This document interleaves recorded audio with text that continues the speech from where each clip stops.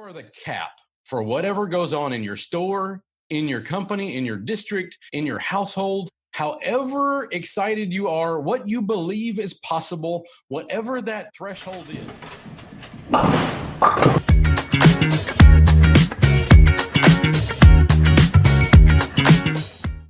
Hey team, Jim Cripps here with the Charge Forward Podcast. I have a special guest for you today. He is a world-renowned golf coach. He is the first PGA pro to do a TEDx talk, and he's got an amazing podcast.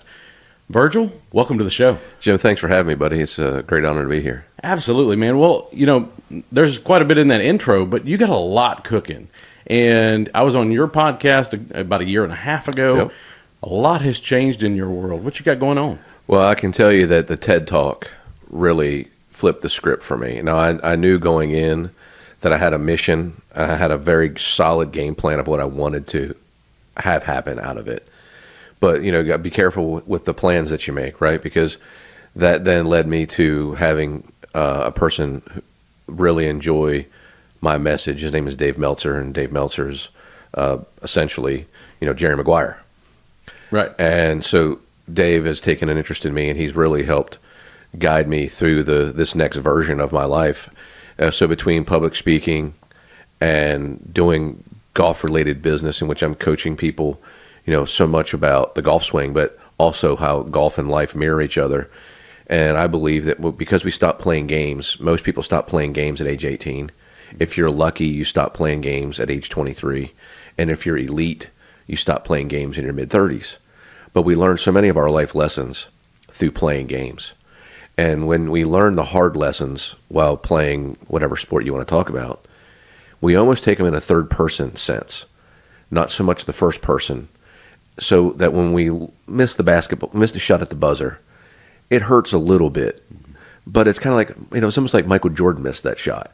Because most of the time when you're a kid, you're pretending to be somebody else anyway, right? So when you have that not work out, it doesn't affect you like it will when you're 30 years old and you show up to work one day and for no reason whatsoever you get fired because there's a new management company that comes in, right? That's really hard to handle. But if you've been able to handle hard failures in which you prepared all of your life to make that free throw, complete that pass, make that putt, and it doesn't work out even though you did everything right, you're able to realize that you can get back up on your feet after being knocked down and carry on. And one of the things that I just believe in is that right now, especially coming out of the pandemic, you get this, a lot of people are struggling and they don't know how to get back up. And there's a lot of people that lost everything and they didn't do anything wrong. Right? And to be able to get back up on your feet is super important. But sometimes people are so low that they can't do it by themselves. And if I'm able to help others with a helping hand and use a game, you know, 4 hours in the sunlight on a beautiful golf course and hearing positive messaging, and you love golf and you want to get better at golf, and you start to realize that everything that you're doing to get better at a game you love is the exact same things you need to do to get better at life, business, family. And then you can use a game that you love to spearhead the changes you want to make in your life, and it becomes a lot funner to struggle. Oh, yeah. Well, you know, I think, and I love that you make that analogy there. You know, one of the things that I think about is, you know, sometimes you just need that one moment to kind of snap you out of it. Yeah. Sometimes you just need to make that correlation, because I think a lot of times when you get knocked down, or especially if you've gotten knocked down several times, you kind of get in this mode that life is happening to you and you've quit happening to life. And they're being coached by you, being intentional about making change, can spur that moment where they realize, I've got to be intentional again about the change in my own life. Yeah. And that's the most important part is, well, I think that our whole world is missing encouragement. You know, social media makes you feel incompetent because if you're watching everybody's highlight reel, you don't get a chance to see their struggles. You just see the highlight reel. And we get this, especially the kids today, are getting a false sense of what it takes to be great. Yeah. And they don't see the pain and the grit and the grind of having to get to that place. It just looks like it just happened, like in a minute. And to be able to be a part of something that we need, our whole country, probably the whole world, needs to be grounded back into the fundamentals of what life is really like. Putting in the work. Yeah, putting in the work. That's right. You got to take action. And a lot of people are struggling with taking action because they're afraid to fail, but they don't realize that the only way that you ever have accomplishment is by overcoming struggle. Yeah. And people forget that all of their greatest memories is because they overcame something. And the sooner the people understand that you should be walking into the storms of life, not running from the storms, it's because when you walk into them and you face them, the accomplishment that you feel about yourself, no matter how great of an outcome it was, you're ready for the next challenge because you've created a habit of walking into the storm. And that's a very important concept to me to pass on to people. No, that's great. And, we didn't talk about that prior to, but I love that that's where you went with this, because that's really kind of the spirit of the Charge Forward podcast, is people that default to charging forward when they get knocked down versus those that give up or quit. Man, they talk about probably one of the most critical and tangible pieces of somebody that you want in your life is the person who doesn't give up, the person that keeps fighting. And giving up and not to keep fighting, that can be interesting. It depends on how somebody wants to look at that word. Because sometimes if you end a relationship, it's not quitting, it's moving forward, right? And you have to accept that there are some people in your life that are here for chapters, and there's some people that are here for volumes, and some people are here for your entire life. Sure. Right? You just have to get really good at deciding who's a chapter, who's a volume, and who's an entirety. And each particular one ultimately ends up shaping you into who you're going to be. So not be judgmental about a relationship that comes and goes, but to use it as a stepping stone for the next place that you're trying to go, or where God has got your hand and taken you. You had to experience that. He doesn't make any mistakes. That's right. Right? So even though it feels painful that this person's no longer in your life one way or the other, you had to go through that because the next one's going to be more impactful, and anything that you gleaned from the previous allows you to be more successful in the future, and that's really what it takes to be great at anything you do. Well, and I think I know it's overused, it's a cliche, but it goes back to the mentality of things aren't happening to me, they're happening for me. And even the tough stuff, even the things you got to work through, they're the things that create those moments that you remember for the rest of your life. Yeah. So it's just a mental switch. It really is. And I think mentors, people, it's so important to have, for me, I want to surround myself with people that are either older than me or in the place that I'm trying to be, because they had to go through what I'm going through. And if they have things to offer.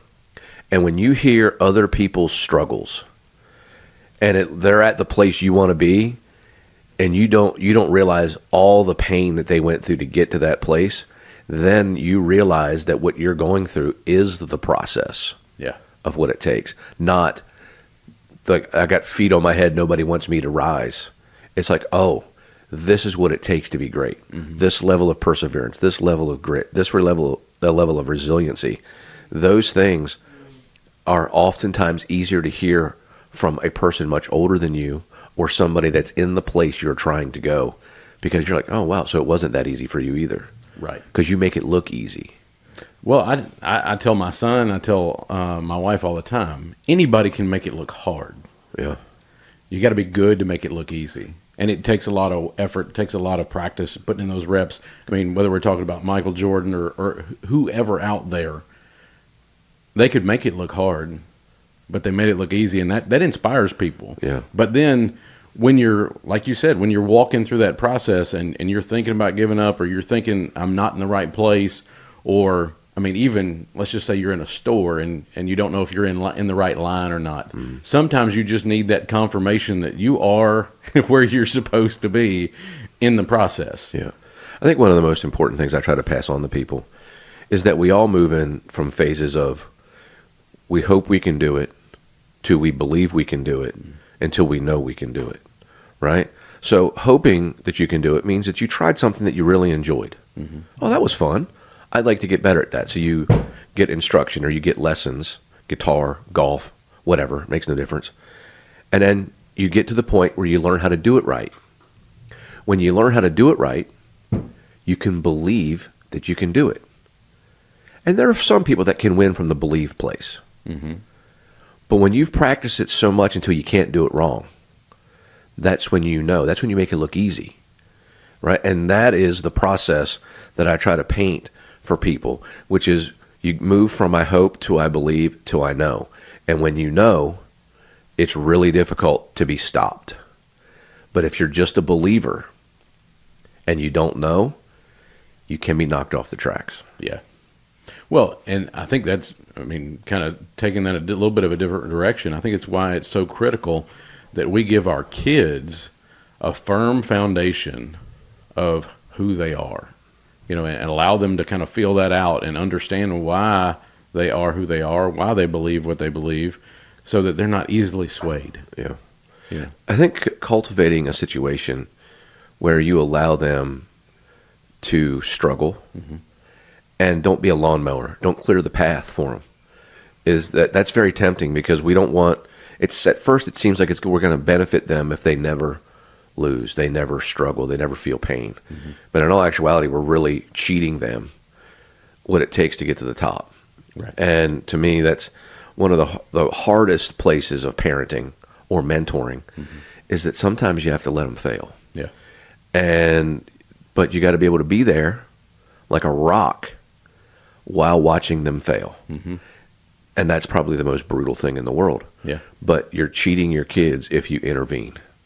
I think it parallels another. I think this is a Jordan Peterson line, and he says, as a parent, it is our job to encourage our kids to do not difficult but dangerous things safely. Yes. and I think the same thing is true whether it's sports or whatever kind of thing that they're beating their head against to try to get through. We need to let them go through that struggle. Yeah. So they figure out who they are. 100%. And that's a lost art, because, and I think one of the things that we're currently coping with is our generation. If it wasn't the greatest generation, it's the second greatest generation. Yeah. And possibly the wealthiest kids generation. Yeah. Right? Because maybe the baby boomers are the greatest generation, and they built the wealth, but they didn't have the wealth. But now they wanted to have us experience the life that they couldn't have when they were a kid. And in some ways, and then I would think our generation has then doubled down on that to make things easier, when in all actuality, while thinking that we were making it easier and better, we've actually made it more difficult.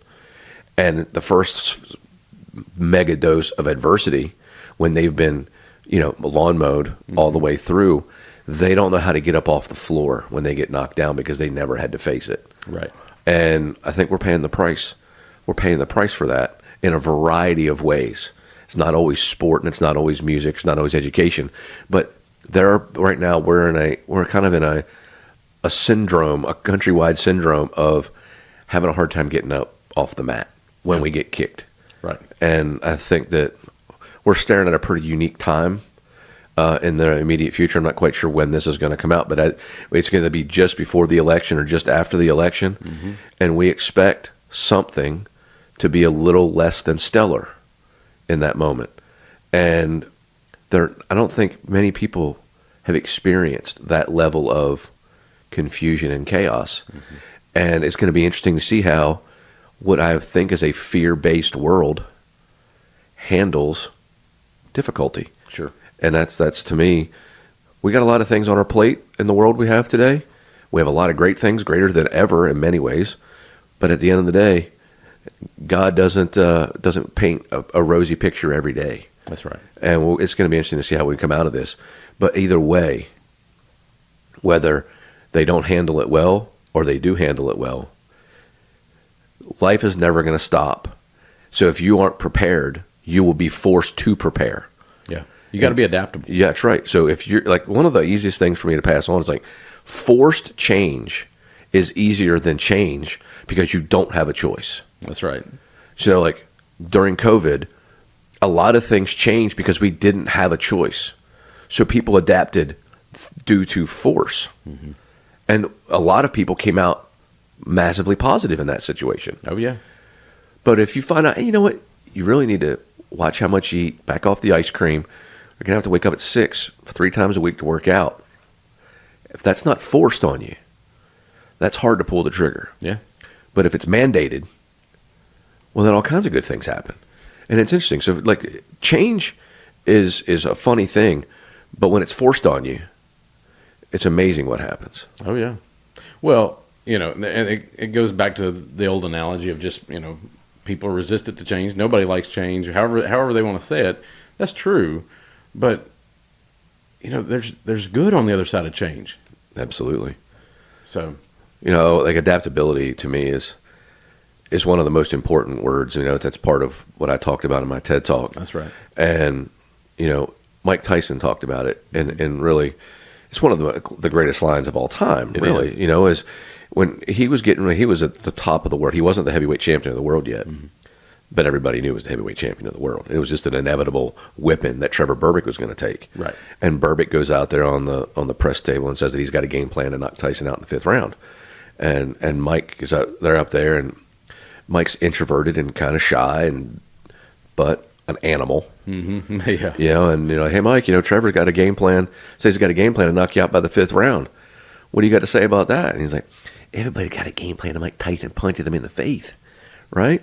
Well, at the end of the day, our struggles that we face in life, sometimes they feel like Mike Tyson in 1986. Yeah. Right? And if you aren't adaptable to the forces, because no matter what you're trying to achieve and accomplish, the counter of that, whether it's a company that you're trying to move past in earnings or something you're trying to take over, or you're trying to beat this person at a sport, that person, that company, they don't want to lose either. Mm-hmm. So you're finding their weak spot, but they're finding your weak spot. And it's like, how do I adapt to what they're trying to do to me? And then try to take advantage of that. And the person who has the most iterations of adaptability prior to the competition, mm-hmm. the conflict, almost always is the winner. Yeah. And that's why I put that in my TED Talk. It's so important to not just train with your best game plan in mind. Right. Because at the end of the day, anybody that you're trying to overtake in business, life, sport, whatever, mm-hmm. they don't want to lose either. Right. And Mike Tyson didn't want to lose, and Trevor Berbick didn't want to lose. But Trevor Berbick only had one plan, mm-hmm. and it did not work out very well. And at the end of the day, if you want to be great, the most iterations of adaptability that you can have in your repertoire, the better off you're going to be. Well, it's one of the reasons, selfishly, I like data so much. Mm. Because, if you are constantly adapting because of the data, then you get in that mode where you don't, I'm not going to say you don't have a game plan. We know what direction we're headed in, but we are not necessarily as concerned with the path that we have to take. Yeah. And so we're just constantly adapting if we're adjusting to those data points. And then, then there's some industries where it's just on feel, until you get enough data. And to me, that's where I struggle. And, I tell people all the time, as a business coach, I'm not a business coach for startups. Mm. And it's because they haven't figured out how to win yet. If you haven't figured out how to win yet, I'm not your guy. Mm. I'm not out here pointing in the dark. But at the same time, if you've figured out how your business wins, then I can help you throw some, jet fuel on it. Yeah. And so it's just, different coaches for different things. Yeah, and I think that's one of the things I always try to pass on to people is that just because you're an introductory coach, you help people get into something, mm-hmm. doesn't make you less important than the person who's coaching the elite. Just know your lane. What are you really good at? And just because you're good at one thing and you're not good at the other doesn't make you a failure. Right. But man, there are some people, like in my world, in the golf instruction world, there are people that are so good at getting kids and women and men that are scared to get involved in the game because it's difficult. They're so good at encouraging and getting people into it and enjoying it. Mm-hmm. But they feel like they don't get the recognition because they're not teaching tour players. So when I take the stage, and oftentimes I get pigeonholed into these conversations in which I'm the swing guru, and I'm like, well, I don't know if I want to say that this makes me more important. Right. because I wouldn't have anybody to teach if there wasn't somebody at the ground roots level introducing the game and making it fun and encouraging people. Because golf has a pretty steep entry. It's pretty hard at the very beginning. Right. And they help navigate that. They are so valuable to me that I would be so amiss to not recognize the greatness of the introductory entry level coaches, because for every 1,000 people that they bring into the game, 60 of them maybe end up trying to see how good they can get. That's my niche. So I'm able to help those people cross the bridge of dreams. But I wouldn't have any of them if it weren't for the people that were building the grassroots of golf and the industry of golf. So I just think that a lot of people get wrapped up in the greatest of the great instead of being as great as they can be at what they're great at. Right. Use the gift that God gave you. We all have different traits. We all have different skill sets. And it doesn't make anybody better than anybody else. Right. And that's one of the most important things I talk about when I'm going to colleges and speaking. Is like, hey man, just because you're going to be the CEO of the software company that changes the world, and you're going to be the person that sells the phone that has the app that I designed, doesn't make you less important than that guy. That's right. Because we're all here to thrive. We can all thrive. But it's largely attitude about ourselves that's the limit. Yeah. It's not the others. It's actually what we believe about ourselves. The self-image is our handicap in life. And that's one of the most important things for people to hear from me, is that your self-image is all that God gave you minus the interference you put in. So it's God's gifts minus the interference equals who you actually are. Right. So we can delete interference to maximize the best version of you, but it's stifling when you're helping. I'm sure you do it when you do business coaching, right? How many things are interfering with the mission that shouldn't be, because they put a little too much importance on what they're not instead of what they are. That's right. Or they've just created it out of thin air. They've or the other thing that I see people chase sometimes too, in a good way or a bad way, is, let's just say we're in our lane and this is how we've been doing business. And, some people get stuck in that old analogy of, well, we do it this way because we've always done it this way. But then some people will chase a squirrel that was just an anomaly. It's not in the norm. And, if you get several of those, okay, well, maybe we do a fact-finding mission to figure out if that's a viable path or not. But sometimes they'll course correct on something that was just an anomaly that really didn't matter at all. Yeah, I think we're seeing that play out in the good and the bad. We'll use the music industry and the magazine industry, right? The music industry with Napster, the downloads, the free downloads, and then couldn't figure out how the artist could have a hard time making money as soon as CDs went away and everything went digital, right? They're navigating that.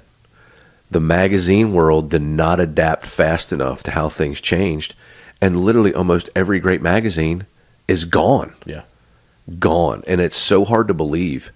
And the ones that are still alive, I mean, when I was a kid, Golf Digest was like that thick, and now it's like it's like 19 pages of information and 17 pages of blown up advertising. Sure. So, I mean, at the end of the day, there's a perfect example of some people, this is how we do it, and this is how we're always going to do it, and they get run over.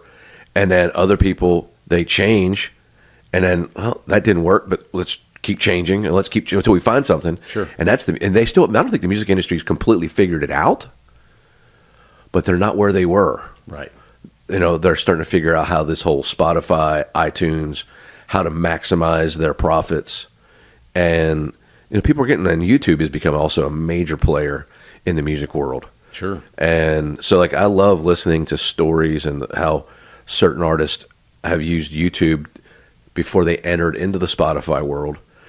And they have a much more power when it comes to what they can get off every download versus somebody that comes up through an agency.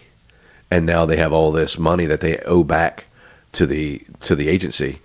It's a pretty interesting thing. And I've had in my podcast, I've interviewed a handful of musicians that have come out on the sunny side of that, and some that haven't, and it's a very interesting story. Very interesting story. Well, and due to contract lengths and terms and all those things, it's kind of one of those moves. If you make the wrong move, it can be crippling for a long time. 100%. Yeah.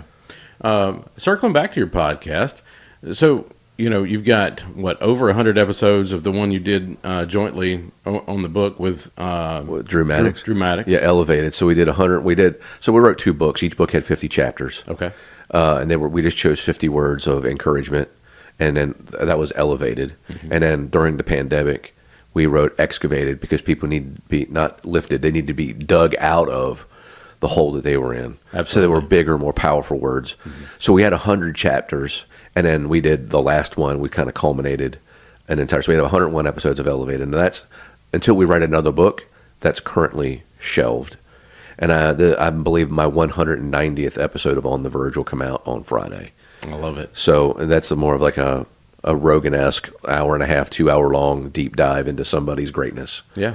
And it's been awesome for me. I would say I started my podcast to help others, and with my platform, because I was on radio for 20 years, to encourage give other people platforms to be great.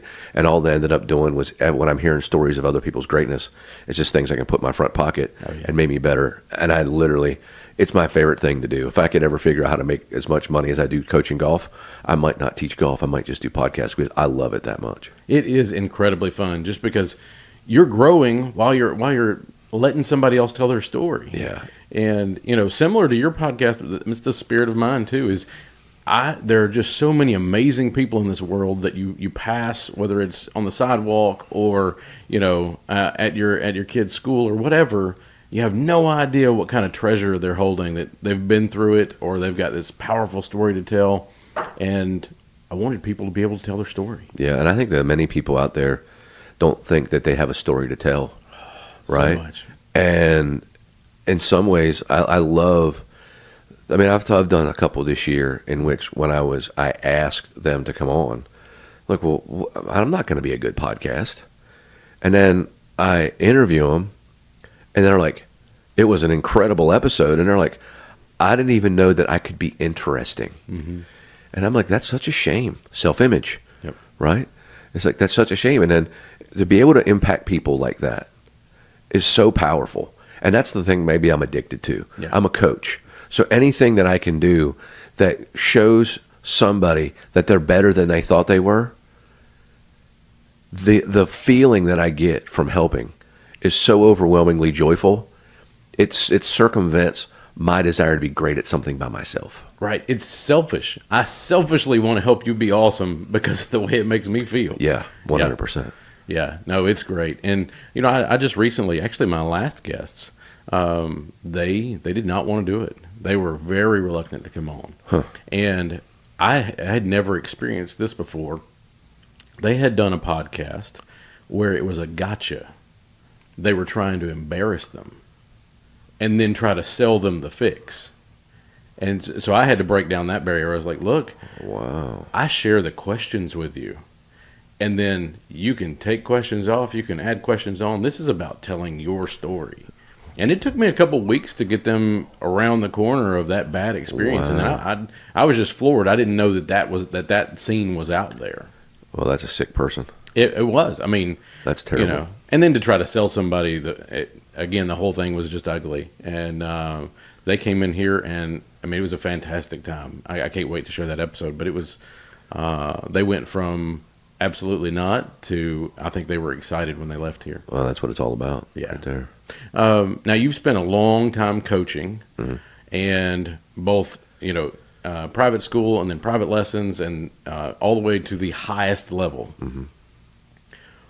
What gets you excited about the future of coaching in your world? Well, I think what most people don't understand about me is that I get labeled as the swing guru, the swing coach. And yeah, okay, I know a lot about the golf swing. But you see, nobody can perform at the highest level if they don't have control of their mind. And if they don't have an understanding of how muscle memory, how every swing that you've ever made is stored in the black box. And when you call upon yourself to hit that shot, the basal ganglia inside the cerebellum fires off, the impulse to the muscles, right? Well, if you're in the right brain, you're in a concept visualized world, it's a straight shot from the basal ganglia to your muscles. But if you're trying to be perfect, or if you're mechanically driven to try to feel a position out of your hands or your feet or something like that, that engages the prefrontal cortex, and the prefrontal cortex tries to perfect it. So it fine-tooth combs the information coming from the brain to the muscles.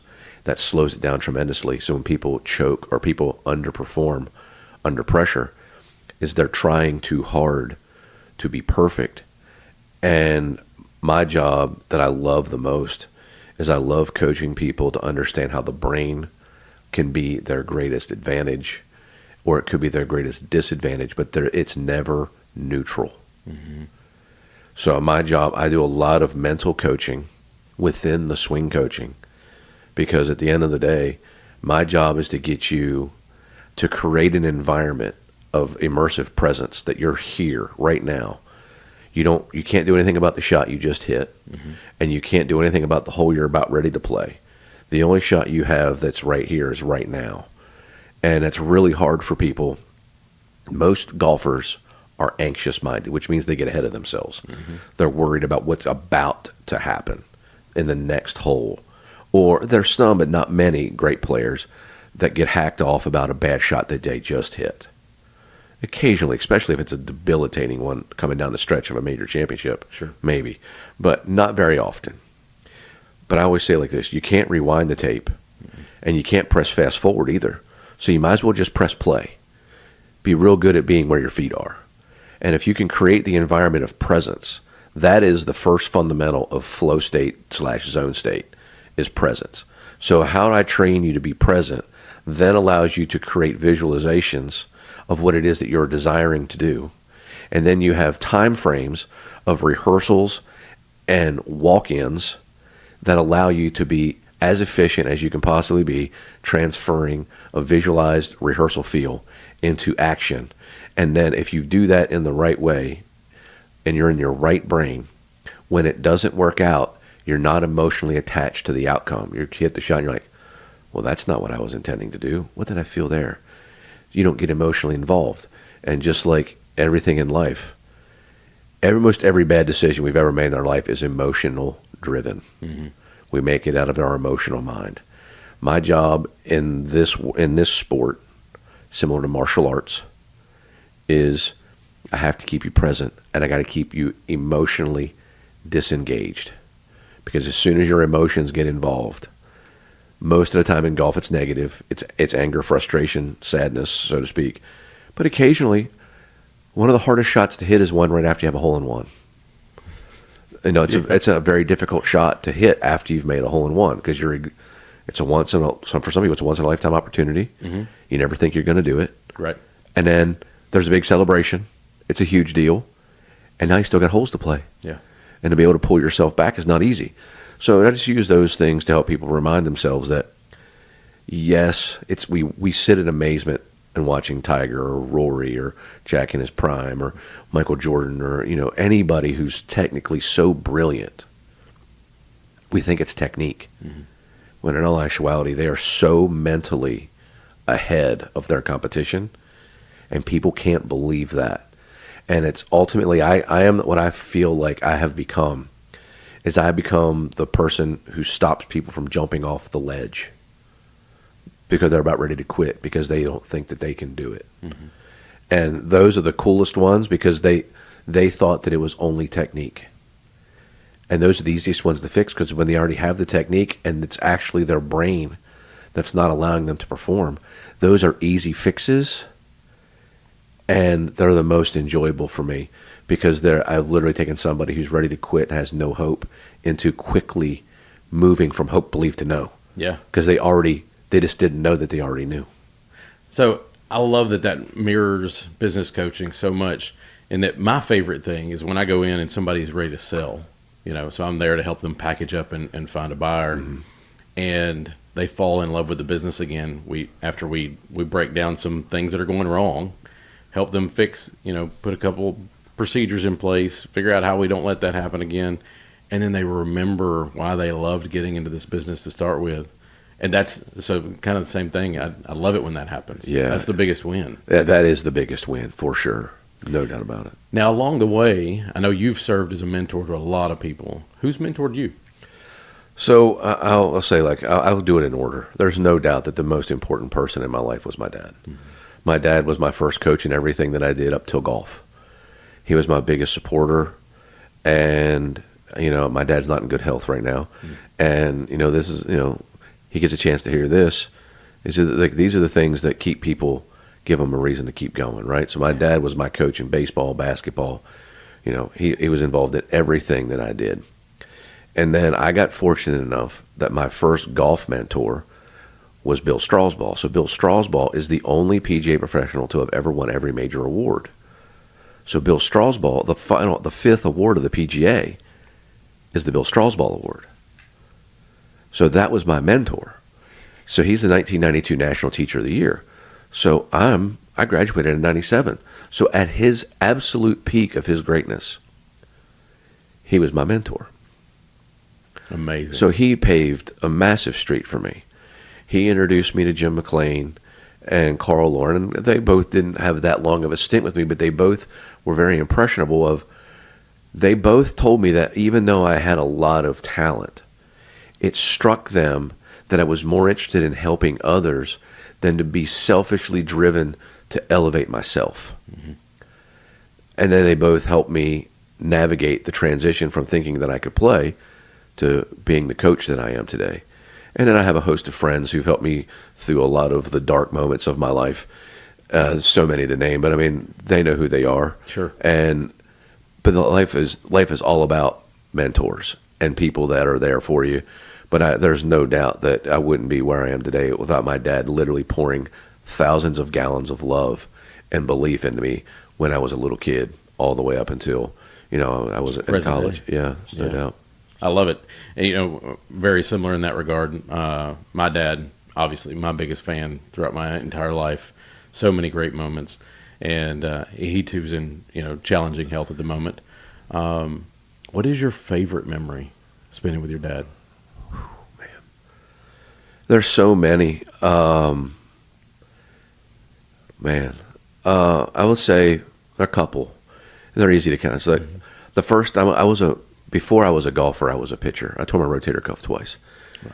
I threw a no-hitter when my dad was the coach, and it was one of the greatest games that I ever played, both as a hitter and as a pitcher, and that was big. But another thing that we shared that my dad has put into my life it can't leave is that when I was a kid, we used to go see Penn State football games in a big RV, and we'd go up with friends. And the first game that I went to go see was when Penn State played Boston College with Doug Flutie. And it was the first night game at Penn State. And it was a big deal. You know, he's going to win the Heisman Trophy. Right. It's late in the season. It's freezing cold. And to be able to do something I was 11. It may have been 12. It may have been actually for my 12th birthday to go see the Boston College game. To be around adults who love something and I've never seen anything like Beaver Stadium. You know, it's 117,000, right? Just the experience. It's so overwhelming. And then it was a great game. Penn State won. Everybody's going crazy. And then to see the joy that college athletics brings to people. Mm-hmm. And how my dad, and like, it was the most joy-filled moment at that point of my life. And I had never felt anything like it before. And it's something I'll never forget was that day, because it was like 9 degrees. It was so cold. And I'm 11 or 12. I'm freezing my butt off, but it didn't matter. It didn't matter. It was the best. And I'll never forget that. That was really a powerful moment. That's amazing. I love it, man. I think your parents, and I know people know that your parents are important to who you end up becoming, but it's those moments that never leave your thought. It's those moments that are always there that you can pull joy from, that you can pull confidence from, that somebody believed in you. Yeah. You know, my heart hurts for anybody that doesn't have a parent that has that ability or does that. Yeah. I think we're just incredibly fortunate. Yeah, I think it's interesting you say that because, oftentimes people ask me a question similar to that. And obviously my dad's been a huge role. But one of the things my mom taught me, my mom is the most forgiving person in the world. And if there is an art form that is really difficult to master, Absolutely. is forgiveness. And most people think that it's the hardest thing to do is forgive others that have wronged you. But in my opinion, the hardest thing to do is forgive yourself. Mm-hmm. And my mom is the beacon. She's the light of forgiveness in many people's world. And how my mom demonstrates that every day is a level of encouragement to me, because nobody's perfect. Yeah. But oftentimes when we do our very best and fail, we beat ourselves up. Our self-talk is so detrimental. And I'm guilty as charged. Mm-hmm. I don't like failing. Nobody likes failing. But my mom is able to shift from, I wish I hadn't done that, to she can forgive. She forgives others and she forgives herself at a level that's so impressive that's something I've constantly strived to get close to. I'll probably never be as great at it as she is, but she's certainly a great role model of forgiveness. I love it. Now, I know with my dad has evolved. I mean, I think of my dad when I was a kid and then kind of as a young adult and then what he's evolved into today. And I think that's different for different parents.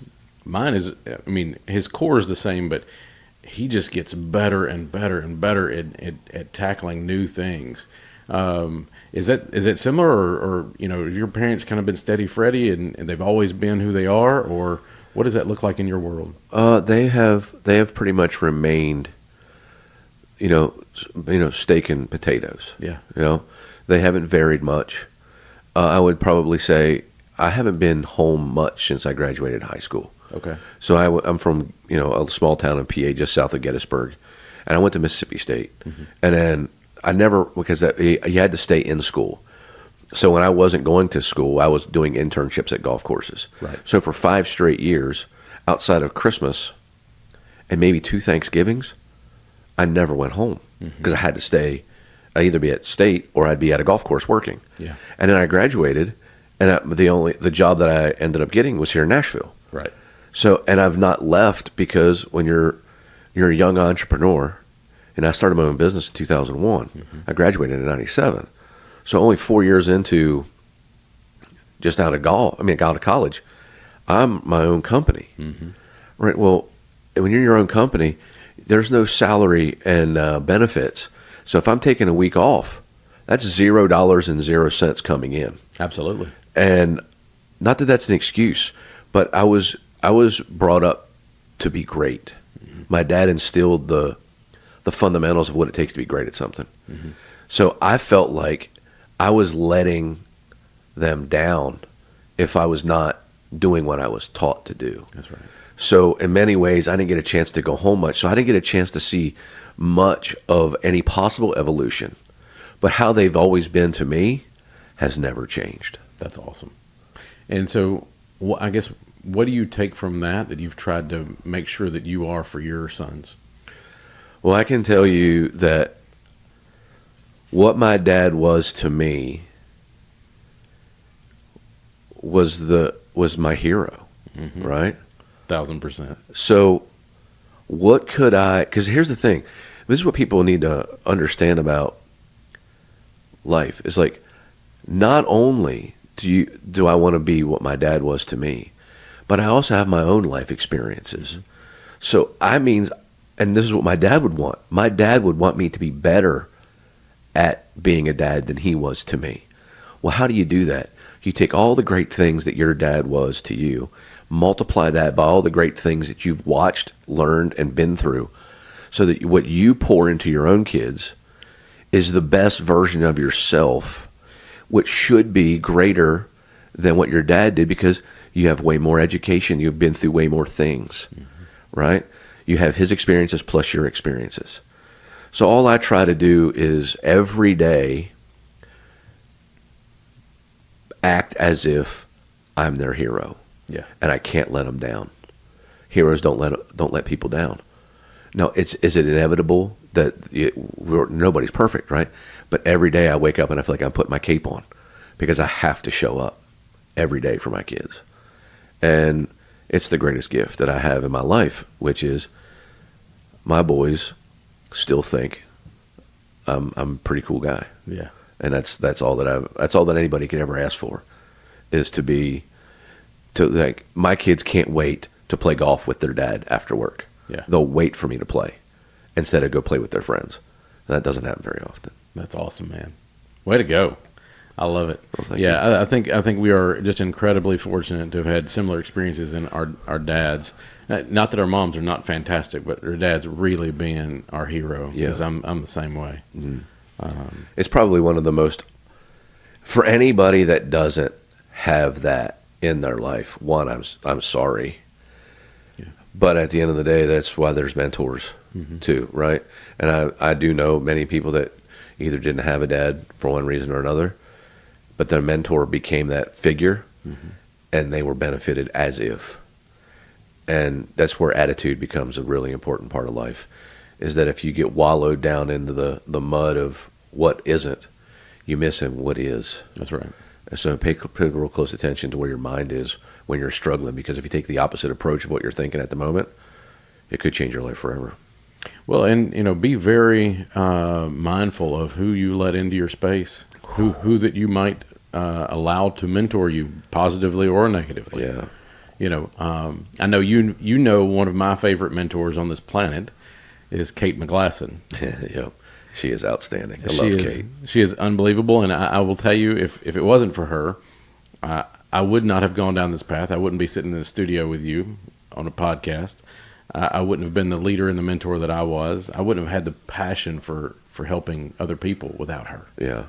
Obviously, I knew her when I was at Ensworth, and she was such a positive vibe. She gets it. Like the best. That's one of the greatest things that you could ever have said about you.